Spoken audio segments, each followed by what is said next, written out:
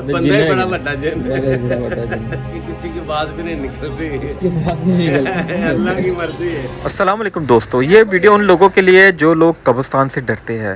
हम मुश्ताक साहब के पास चलेंगे, उनसे पूछेंगे क्या रात के टाइम या दिन के टाइम कोई ऐसी चीज़ होती है जिससे इंसान को कोई नुकसान पहुँचे। वालेकुम मुश्ताक भाई। हाँ जी वालेकुम सलाम। मुश्ताक भाई कितनी देर होगी कब्रिस्तान में आपको? मैनू जी 32 साल हो गए।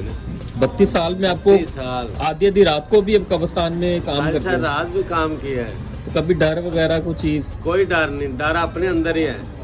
कभी कोई ऐसा वाकया को सुना हो? कोई वाकया नहीं ऐसा थी।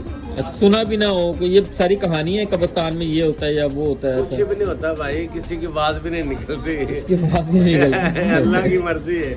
अल्लाह की मर्जी। वैसे जिन भूत वगैरह का कोई ऐसा सीन नहीं होता सुनने में? या कोई चीज नहीं की, ना जिन ना भूत ना चुड़ैल ਅਸੀਂ ਤੇ ਨਹੀਂ ਵੇਖੀ। बंदे तो बड़े जिन ही कोई नहीं था, मतलब बंदा ही बड़ा बड़ा जिन। बड़ा जिन।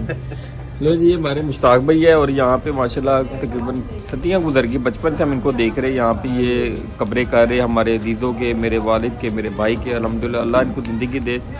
बहुत नफीस इंसान है। आधी रात को फ़ोन करे तो यहाँ पे ये काम करने पहुँच जाते हैं। ये इनका डेरा है जहाँ हम लोग बैठे हुए इस टाइम। ये जी मुश्ताक भाई की वो पुरानी साइकिल और ये इनका सामान सारा लगा, यहाँ आग सेकी जा रही है इस टाइम।